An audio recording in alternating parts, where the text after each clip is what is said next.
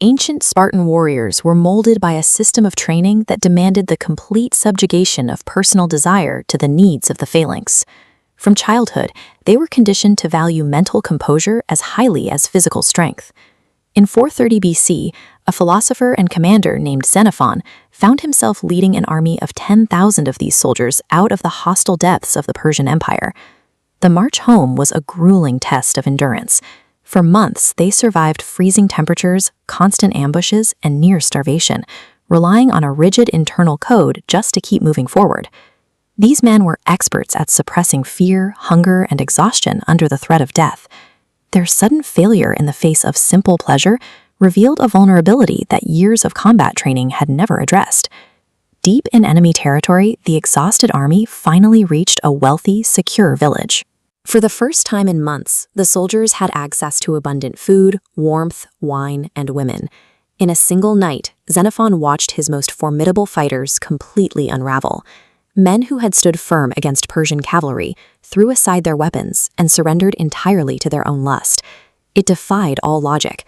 These soldiers could march through freezing rain and withstand the horrors of ancient combat without blinking, yet they couldn't resist a few hours of basic physical pleasure.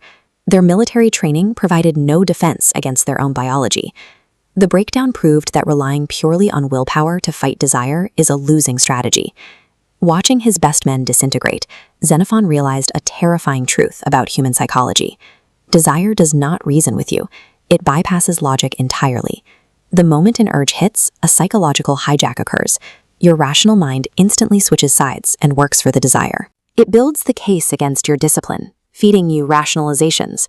You've earned this, or one night won't hurt.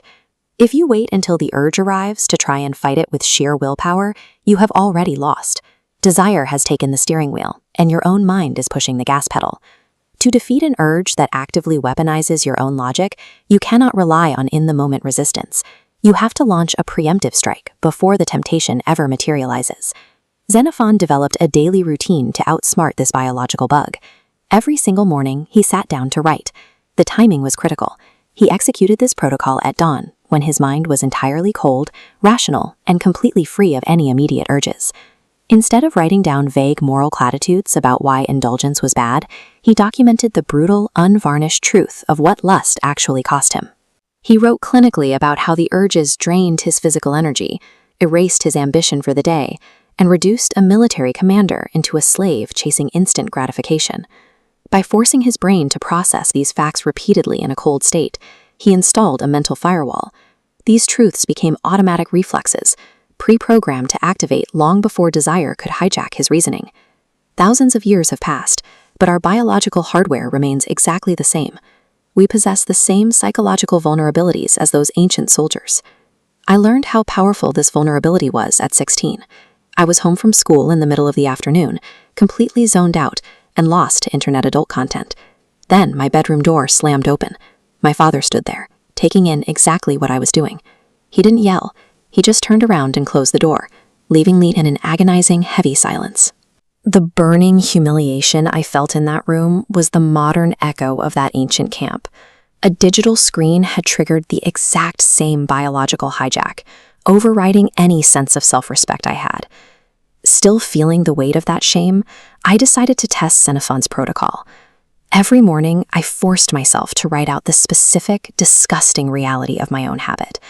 I documented how giving in to the urge actively poisoned my confidence around real women, and how it was turning me into a guy who wastes his afternoons hiding in a dark room.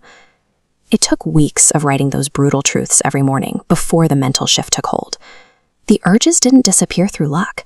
They lost their power, because the morning ritual had pre-exposed the lies my brain would try to tell me later that afternoon. I finally understood the reality of the cycle. Giving in to lust is exactly like drinking salt water. It promises relief, but the moment you swallow, the salt rapidly accelerates your dehydration and leaves you far thirstier than before. Ancient warriors didn't defeat desire by white-knuckling temptation in the dark. They achieved mastery by establishing unshakable principles in the clear light of